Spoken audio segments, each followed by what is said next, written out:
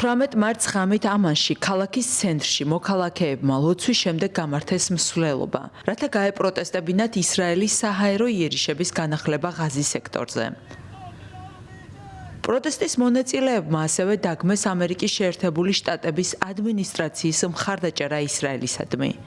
დემონსტრანტებმა იორდანიის მთავრობას მოუწოდეს მხარი დაუჭიროს პალესტინას და გააუქმოს ისრაელთან დადებული სამშვიდობო ხელშეკრულება. იორდანიის მთავრობის წარმომადგენელმა ისრაელის საჰაერო თავდასხმები ბარბაროსულ აგრესიად შეაფასა. ეს არის ომის დანაშაული. ტრამპი ომის დამნაშავეა. მან პასუხი უნდა აგოს მსოფლიოს ყველა სასამართლოს წინაშე, რადგან ის დამნაშავეა და ღაზის წინააღმდეგ ომის თანამონაწილეა. ჩვენ სისხლსღვრით, ამერიკა კი ამ ომში პარტნიორია. არაბებმა უნდა გადახედონ თავიანთ ურთიერთობას ამერიკის შეერთებულ შტატებთან.